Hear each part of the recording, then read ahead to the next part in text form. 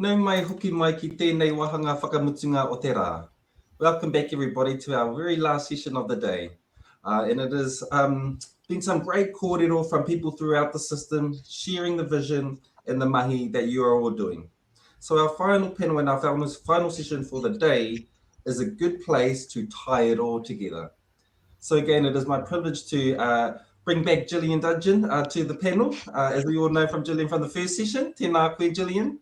We have tēnā koe. Jivan Gruel from the Ministry of Business, Innovation and Employment, General Manager, and Katrina Sutic from the Ministry of Education, Acting Group Manager, Tertiary Education. So thank you very much, all three of you, for being present this afternoon, making yourself available and to sharing some of this kōrero and really bringing it all together. So he mihi nui, he mihi aroha kia koutou katoa. Gillian, I'm going to bring you to the forefront, into the space right now, and I have a question for you. Are you able to speak to the system map and how different players will collaborate within the system? So to Gillian, and once Gillian finishes, if any of our other presenters have anything to add, I would encourage that. Tēnā koe, Gillian. Tēnā koe, Lee. Look, as Minister Hitkins talked about this morning, collaboration's a really important part of the mindset to start all conversations, to drive the right behaviours and take us to the places we've never been before with that courage that we were just talking about in the learner space. And RoVE is a catalyst. It's a catalyst to enable people to work together with everyone involved with no barriers to entry. And we've heard some really good examples of that today. We heard Liz talking about things happening in Marlborough. We heard from the Workforce Development Councils, some of the work that they're already doing. And some parts of collaboration have been a core part of the system design. But for me, the magic is really happening when we see entities recognising that they're going to achieve better results when they work together. A great example of this was the Memorandum of Understanding, which was signed between Te Pekinga and Tuanga Aotearoa.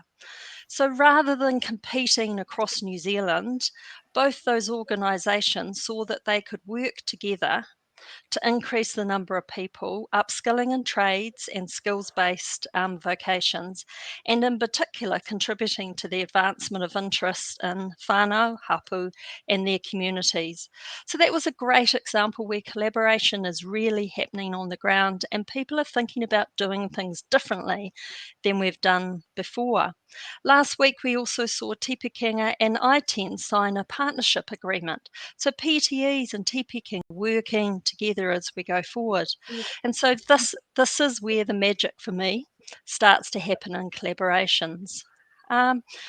Workforce Development Councils, they've had that role of listening and working with industries on their needs and then sharing back to TC what they're hearing in terms of informing our investment processes.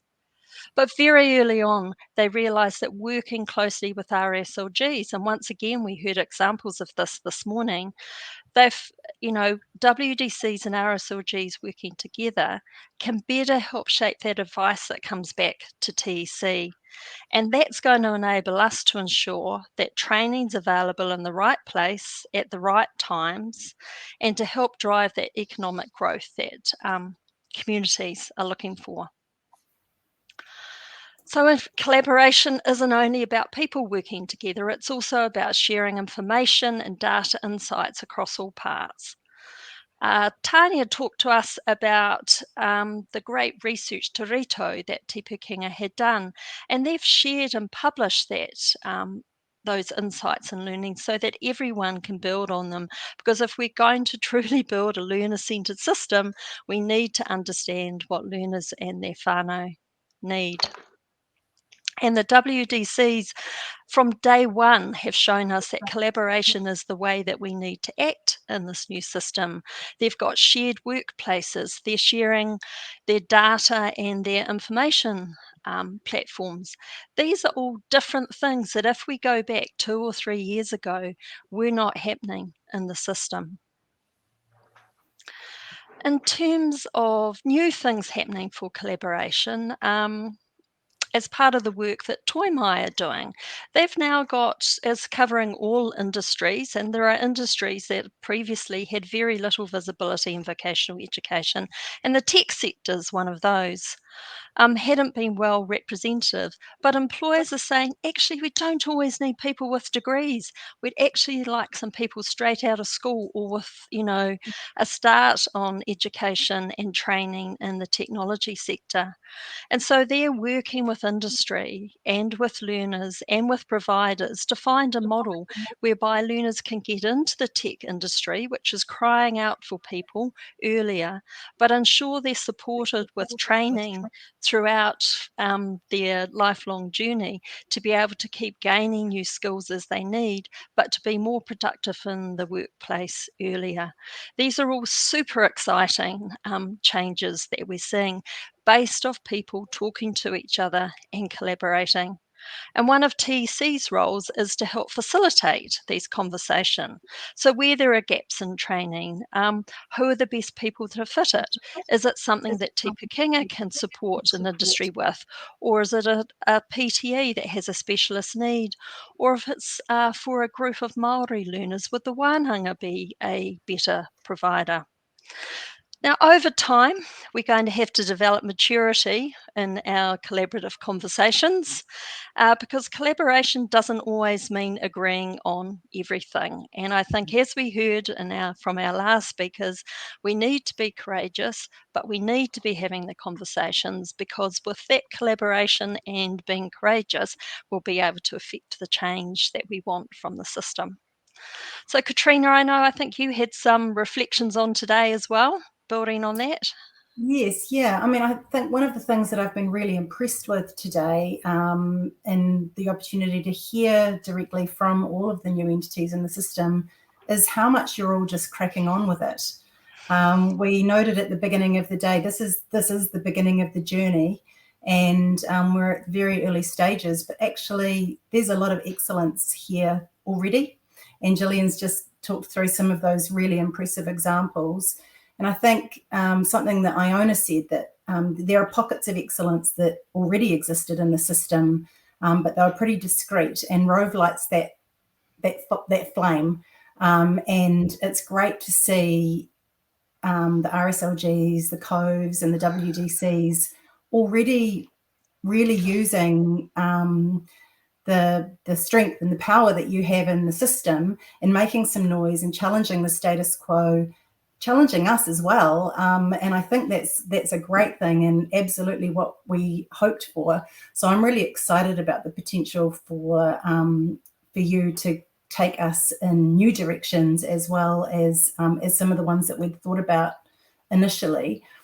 I think there are two things for me with collaboration. There are parts of the system which can't work effectively without it. And one of those is, ensuring programs meet the needs of learners and employers. That can't happen without providers and WDCs coming together to make sure that we incorporate those skills standards that WDCs and NZQA are producing, working with providers to deliver them effectively.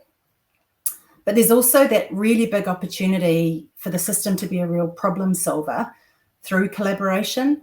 There are some really long-standing issues that will be well known to many of you, and there'll be new problems to solve as well, like just transitions as we go through big climate change and really substantial skill change needs over the coming years.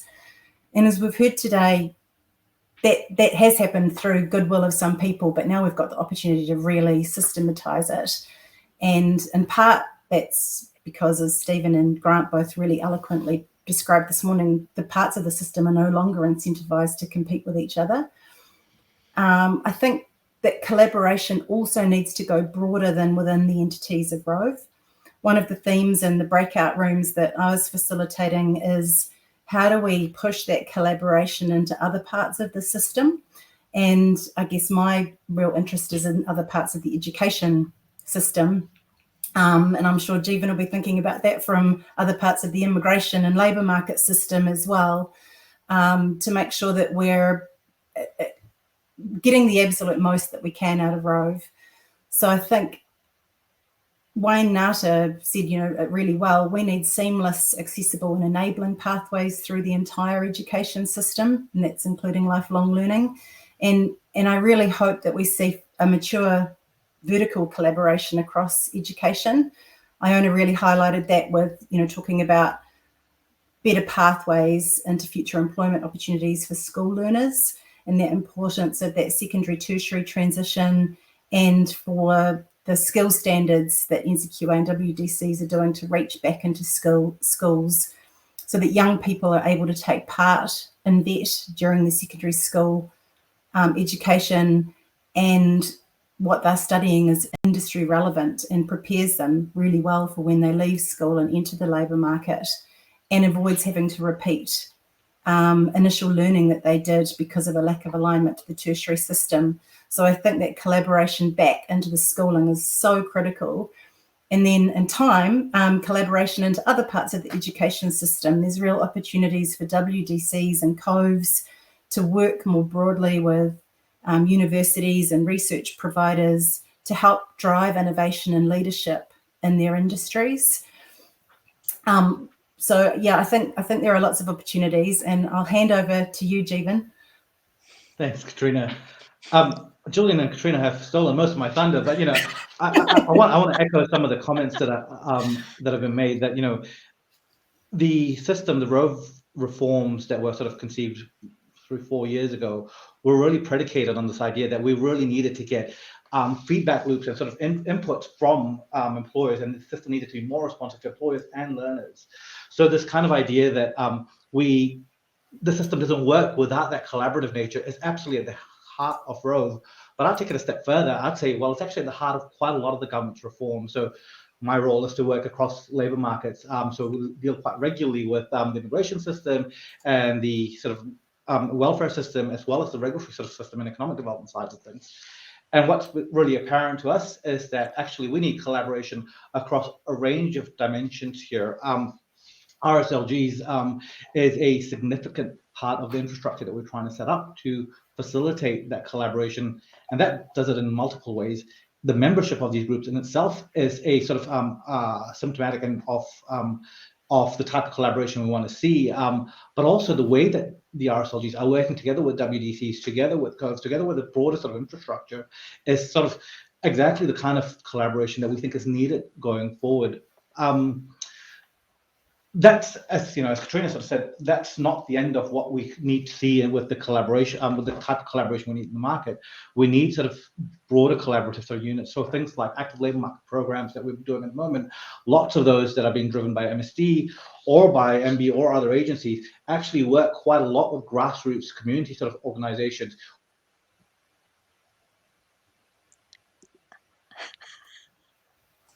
It's then one of those frozen in time moments. So I'm sure Jeevan will come back once the connection is restored.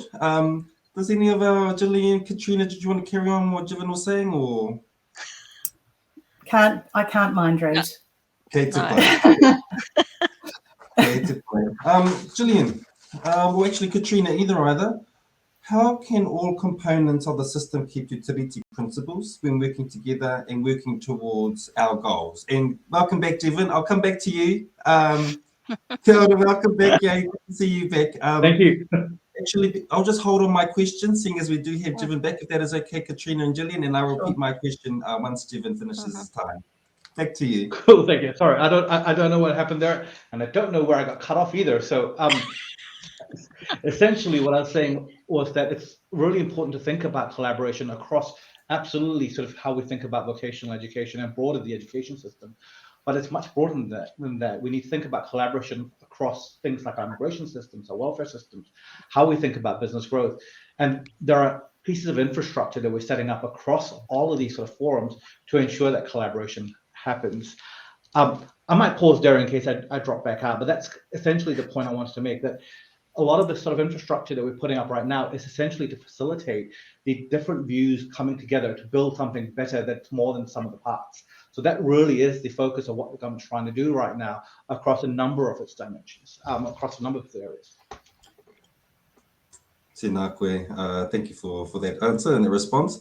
Returning back to that question to either Katrina or Gillian, whoever feels compelled to answer this, is how can all components of the system that we've been discussing today keep to Te Tiriti principles when working together and working towards our goals? I'm Might happy. Katrina start. Sure. Yep. Okay. I think there are two things that are really important to think about for this. One is that the system as a whole has as its core purpose to honour Te Tiriti and support Māori Crown relationships because of the Education and Training Act. And that came into effect during the process of the policy development for RoVE. So we're at the outset of that journey of what that means for us. And I think in keeping with that, we've really thought about how the system can have an affirmative duty towards Te Tiriti, and that's been embedded in the Charter of Te Pukenga, in the WDC Orders and Council, and in the governance arrangements for the RSLGs. And as we've heard today, I think all of the components of the system are really giving life to those obligations in the way that they've been included in those governance arrangements. And a reflection from me is that we're on a real journey, and we're learning all the time about what it means to be a really good Te Tiriti partner, and how we can improve from a government side our own Te Tiriti analysis and embed it in all that we do. And we can't ask more than that of all of the entities in the system. But what I've heard today is that is at the heart of what all of these entities are doing. And I have a lot of confidence from the examples people have talked about today. And I think it's been a consistent theme mentioned by Iona, Grant, Charles Royal, Wayne, Tanya, and others, the importance of building a system and programs that reflect the principle of Te Tiriti and reflect Te Ao Māori values. Iona talked about whanaungatanga and manaangataki. Charles talked about the importance of Mātauranga Māori being deeply embedded. And all of them talked about the importance of having a system that enables Māori to succeed as Māori. And I think stressing also that if you've got a system that does that, that's going to be a system that works for everyone. So that's been at the core of so many presentations today, which gives me a lot of confidence. And I think we've got the building blocks for success. Would anybody else like to add on to that? Well done, Katrina. Seems like you've completely answered that question. Tēnā koe. This is open to anybody. Actually, we do have a question specifically for you, Javan.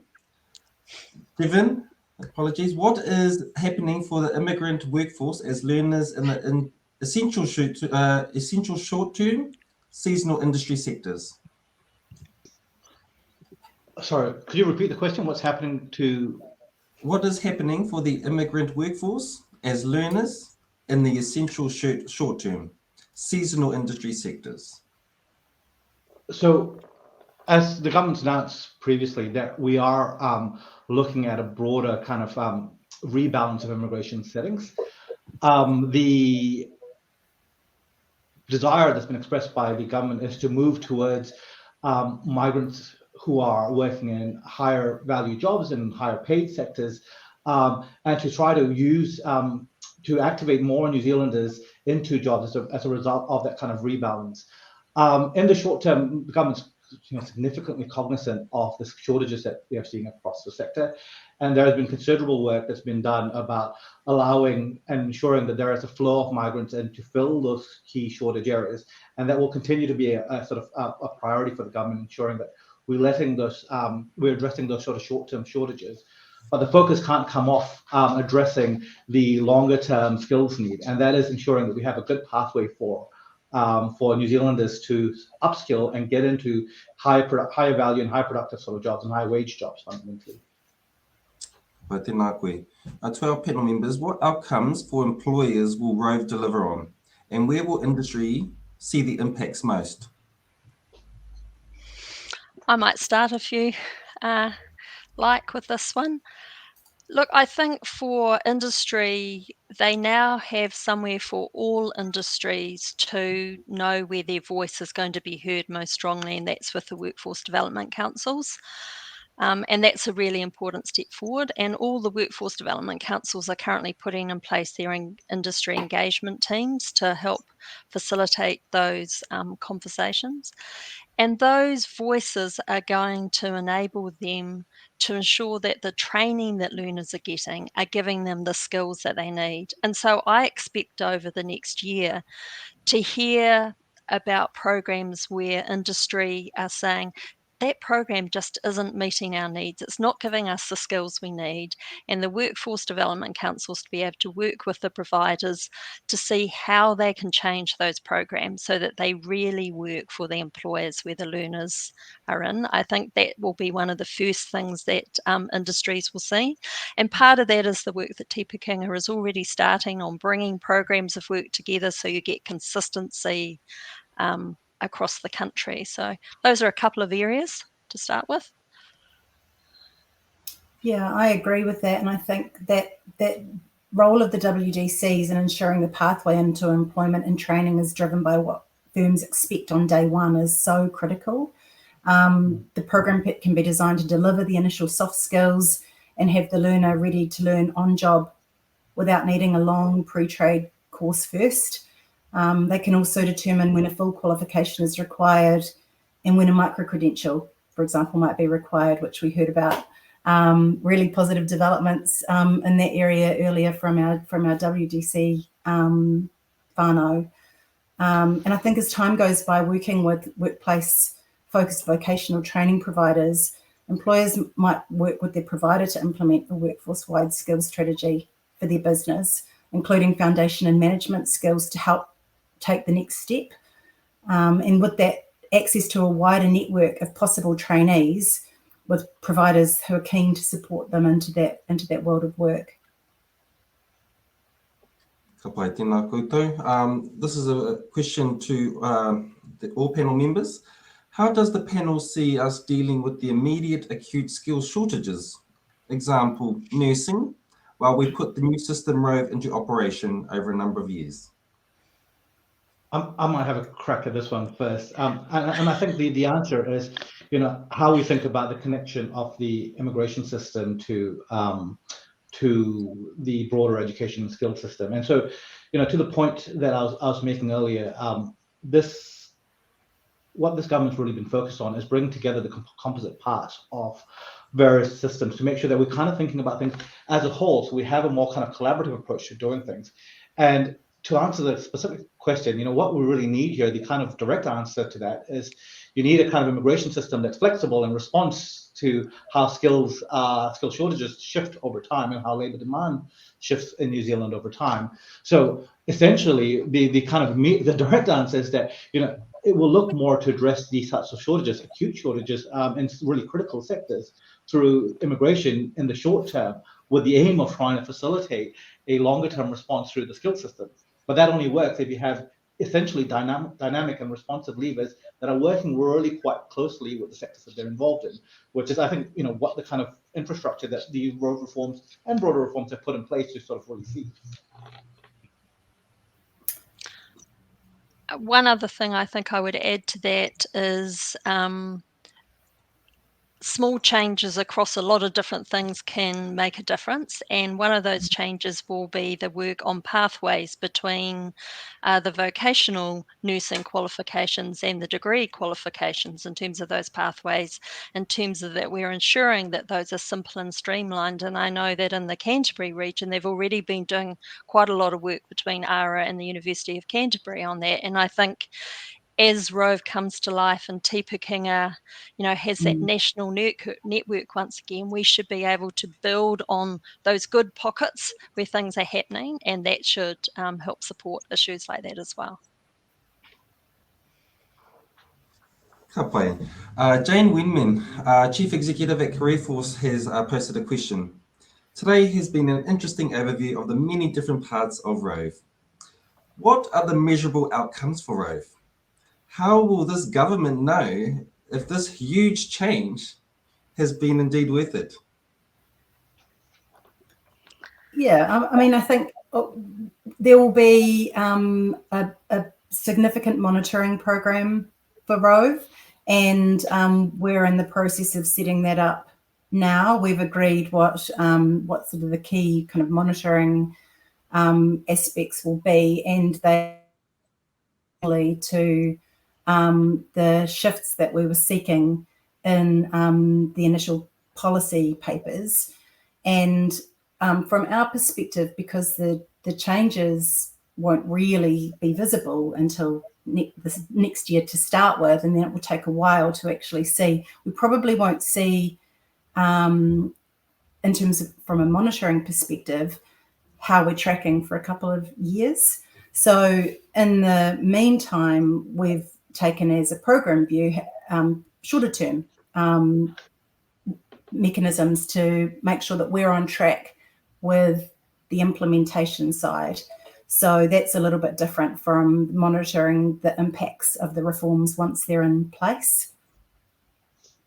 And one of the things that I'd add to that as well, like, you know, some of the outcomes are difficult to measure in a more systematic way, but we see kind of occasions, especially with the RSLGs, of things happening at a regional level, of connections being made that allows regions to solve their own skills issues that are happening in real time, and particularly in the response to COVID. We saw lots of innovative kind of actions being taken in the different kind of regions to address skills mismatch issues. Those are sort of results in itself and kind of our proof of concept in itself. So while those are really difficult to kind of put together into kind of an observable 10-year or 5-year monitoring plan, those are nonetheless kind of wins that are kind of coming out of the reforms that are having real tangible effects and had tangible effects in terms of how we responded to the COVID crisis. Mm.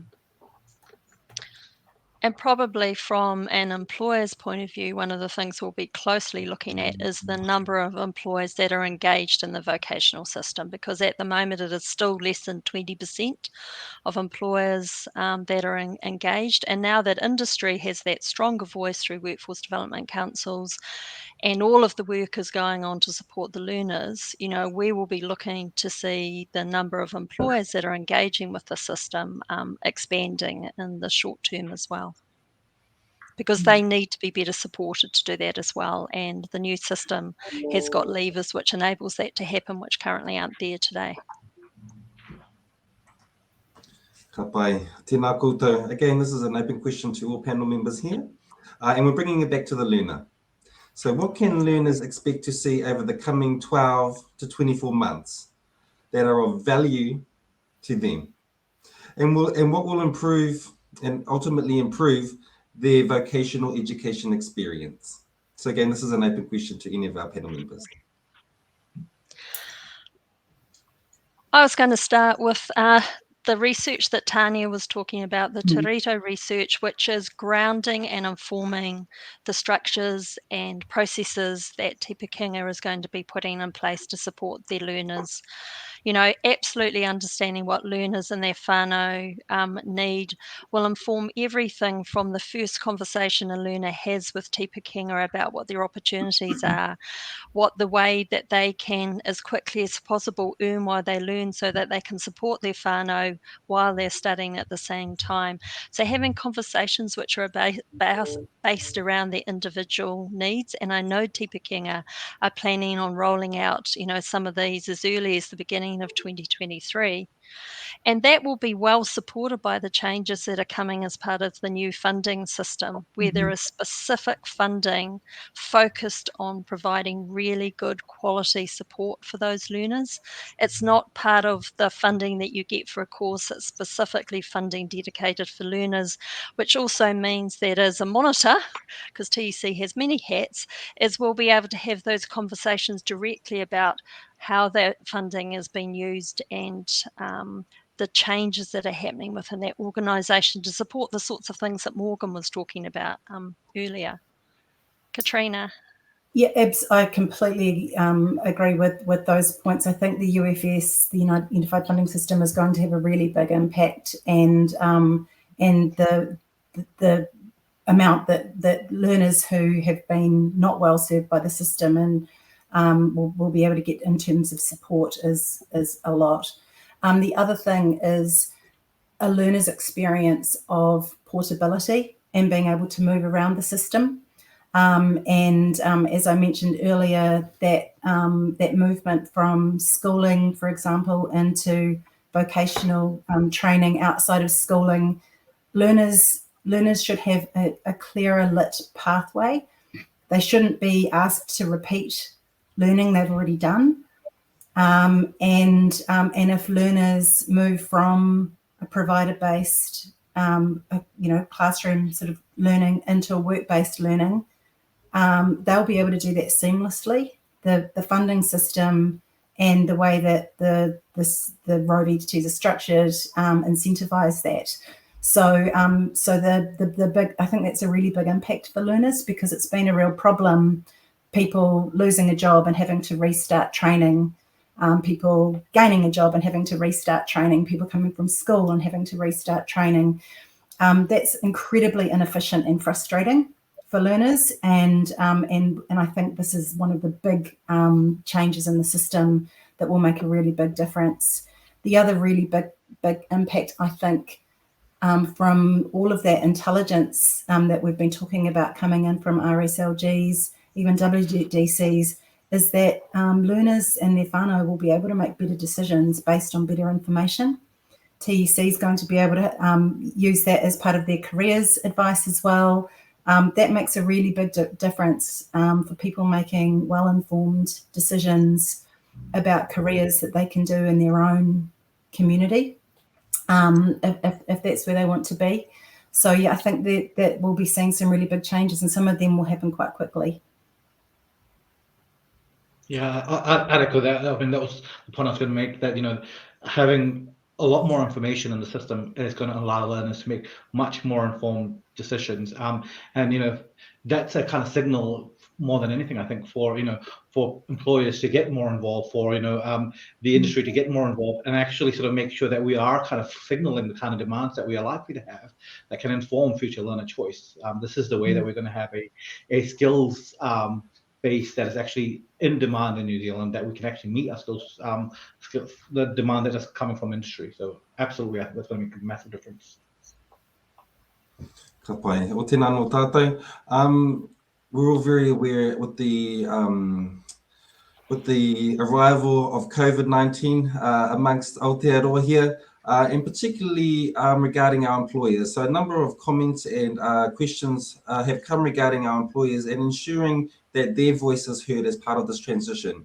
Being aware that there is quite significant legislative changes happening, the RMA, the Three Waters, and how much ownership this group or these entities are going to take to ensure that this happens faster for the many businesses and employers that may be struggling due to these hard times.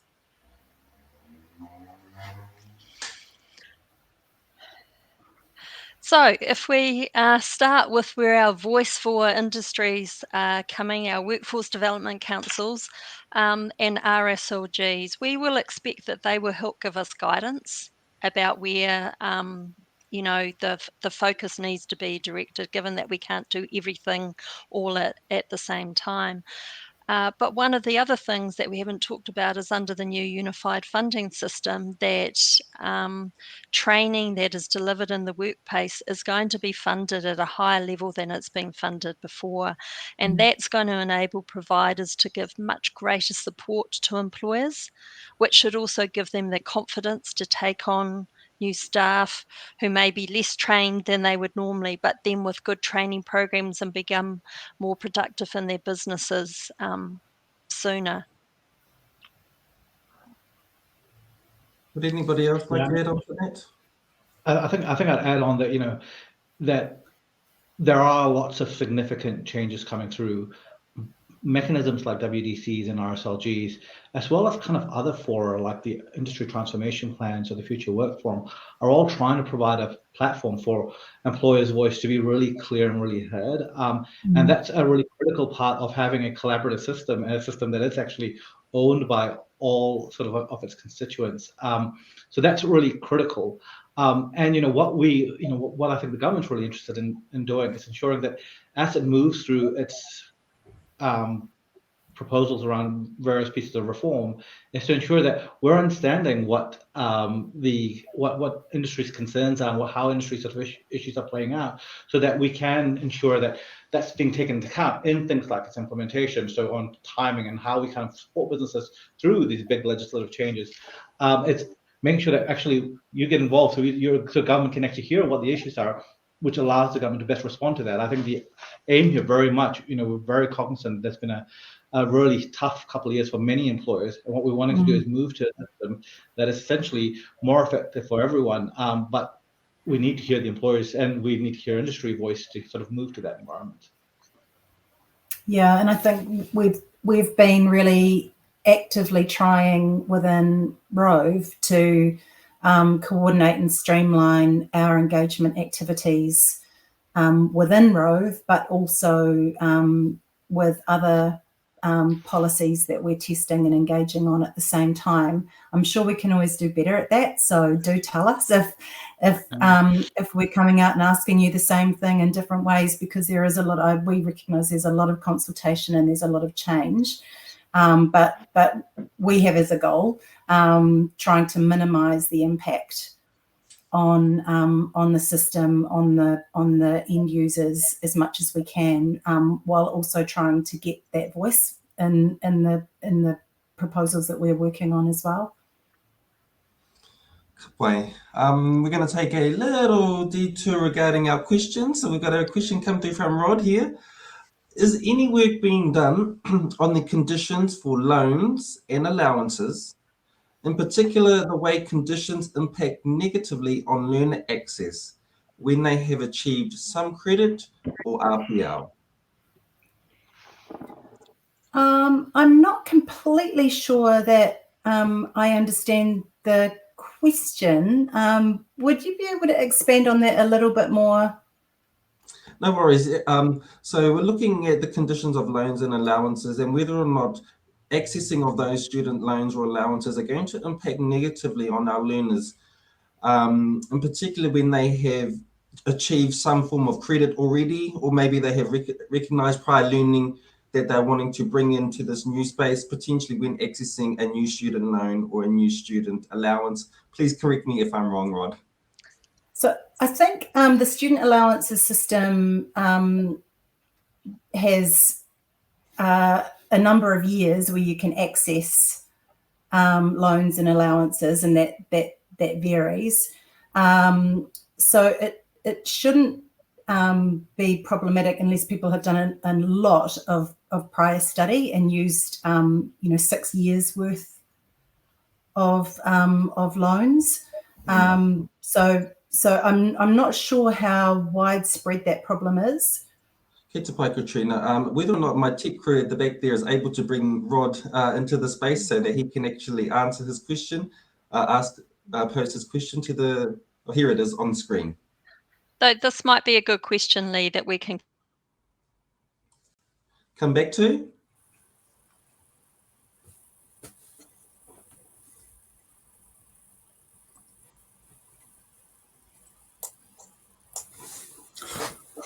So, Katrina, you're talking about pathways for learners, particularly from school into training. One of the barriers that we hear about is access to loans and allowances for students who have completed credit or want to undertake RPL, where they exceed the credit value that's allowed, and they become part-time rather than full-time learners. And that presents a barrier to them. Look, apologies, this may be the wrong audience for the question, but if we're thinking about, I think we're nailing the labour market system issues, but this is a wider issue around the system and access to learning. No, if Katrina's there, but Rod, I think it's a great question. I think it's one of those things where there are always parts of the system where you think you're doing everything right, and then something kneecaps you along the way. So I think that's one of the things that we can probably take away, Katrina, Yes, to better understand. Well, Yeah. I can be really specific about this as well. People completing level 4 qualifications in health and wellbeing, who then wish to maybe move into enrolled nursing and want to transfer credit from their level 4 qualification. It impacts negatively on them because they don't get access to loans and allowances. Yeah, it would be great if you could send through the details and we can pass on to our student allowances team, because I don't think it's something that we've heard as particular system issues. So really interested to get the details on that. Ka pai. And there is many more questions up there, but we don't have a lot of time to be able to answer them. So thank you for that question, Rod. But I do want to pose one question to all of our panel members. And it's part of reflecting on today's kōrero. And as leaders, what do you need as leaders from all players in the system to deliver on this reform? So this is to all panel members. And I guess this is part of the closing address and remarks as well. I'd start with Jordan's reflection, which is be comfortable about being uncomfortable. We need to open our minds to new ways of doing things. We can't allow bureaucracy or the old ways of doing things to be blockers. We just need to get on with it and challenge ourselves. I completely agree with that. I think we all need goodwill and a commitment to collaboration, and that these are really big and fundamental changes. And I absolutely acknowledge that change is really difficult at times. It requires people to go into uncomfortable spaces, and that's always difficult. But I think there's a lot of goodwill in this hui that I've heard today, and I feel really positive about it. The other thing I'd say is we've, from an agency perspective, moved into the implementation phase, and really the question for me is what can agencies do to support you who are implementing the system, and always interested in more on that. I think from my perspective, this session's been entirely about partnership and collaboration and working together. I think the reflection that I have is that doesn't go very far without commitment. Change is constant, it's dynamic. It requires people to stay the course. When we looked at the establishment of regional skills leadership groups 4 years ago, one of the really key learnings from jurisdictions overseas was that those who kind of had a system that had been stable for multiple years around regional planning actually had better ways of doing it. And it's building that kind of joint capability over time that's fundamentally key here. So it is absolutely working in partnership and collaboration, but it's a commitment to doing that on an ongoing basis that I think is absolutely key. Ka pai. Nā rungu I nā kōrero tēnei te ngākau aro haerere atu nei ki a koutou. Kei aku rangatira, kei ngā māngai, tēnā koutou katoa.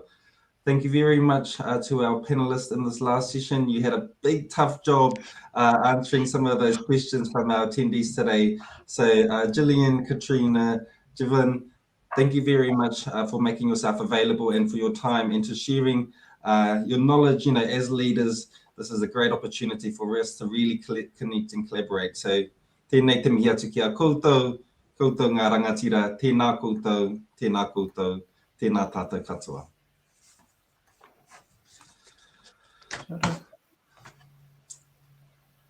Ka pai.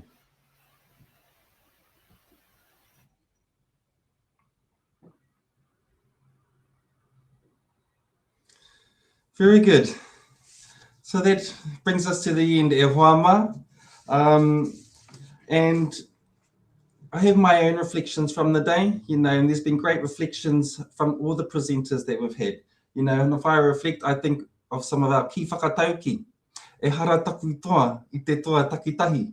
Engari ko taku toa he toa takitini. The success or my strength does not come from mine alone, but rather it comes from that of the collective.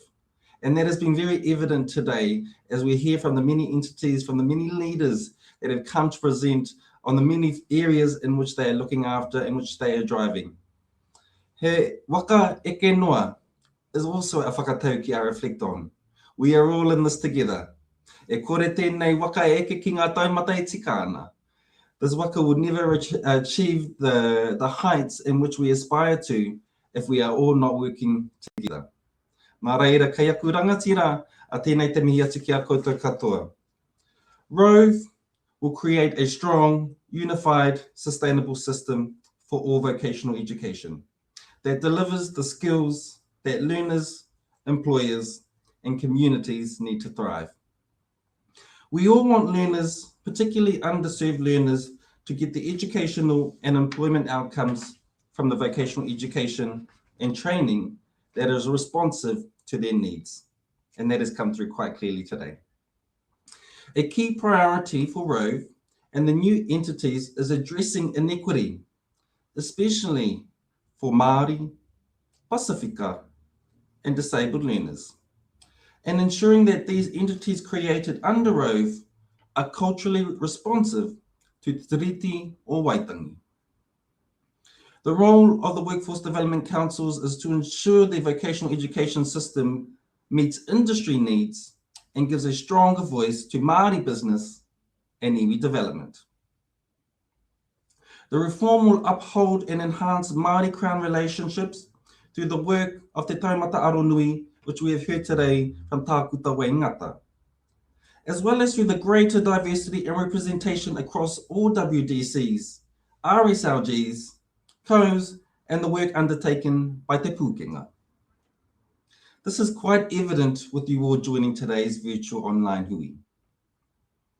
Learners will receive more support, training that is more relevant to the role or profession. They will be able to move easily between regions and between work-based and provider-based training. Thank you all those who supported the day, from our ministers pre-recording to all our panel members, our presenters, our guest speakers, our learners. Thank the presenters and the note takers for the time and the effort and the work that they are doing, and for making themselves available to share that work with us all here today. It was great to hear the speeches. It was great to see the presentations, to listen to the panel sessions, and most importantly, to be a part of the conversation and the discussion that is happening as part of our chat functions, and which undoubtedly happened in our breakout rooms or the social lounge as we now know it. I thank TEC, the Tertiary Education Commission, for organising this opportunity to collaborate. However, I do thank you all who attended today, the many leaders, ngā ringa hāpai, ngā ringa hora, ngā ringa manaaki, ngā ringa kaha, e hāpai nei I nei kaupapa. The many hands that ensure that the many parts of this reform are in sync. So tēnei te mihi atu ki a koutou katoa. I acknowledge and I thank you for your participation in today's hui, and for being here to share your thoughts and for your kōrero. And reiterating that all questions unfortunately weren't answered today, but we will find time to revisit those and ensure that we provide responses to those questions that you have asked today. We would like to hear your thoughts on how you found today's hui. So an email with a survey link will be sent to you once this event has ended. If you could please take 5 minutes to complete the following survey, that would be much appreciated. Also, all presentations and videos from today can be found on our event webpage after this event. On that note, that brings me and our hui to a close. And once again, I would like to thank you all for being present and participating in today's hui. And as I stand here and reflect today, With Ngāti Kahungunu, I reflect on our waiata. Tūtira mai ngā iwi, tātou tātou e. Tūtira mai ngā iwi, tātou tātou e. Whai a te maramatanga, me te aroha e ngā iwi, ki a tapatahi, ki a kotahira, tātou tātou e. Which is very fitting for our theme today of working in collaboration, of working together, of working connected. Kia tapatahi, kia kotahira. Nā reira, tēnau e tuake nei, ko Lee Kershaw Karaite ana tōku ingoa, tēnei te mihi o te aroha ki a koutou katoa, kei ngā maunga, kei ngā rohe, ngā hau e whā o te motu. Tēnei te mihi aroha atu ki a koutou katoa, tēnā koutou, tēnā koutou. Hei whakakape ake i tā tātou hui, i tā tātou wānanga, tēnei te karakia. Tēnei te karakia ka whakairi ake i te tapu, kia wātea i te ara, kia tūriki whakatahai, kia tūriki whakatahai. Unuhia, unuhia. Unuhia tauru tapu nui kia wātea, kia māma te ngākau te tinana i te ara takatu. Kui ara e rongo, ka whakairi ake ki runga kia tīna, tīna. Haumi e, hui e, tae ki e.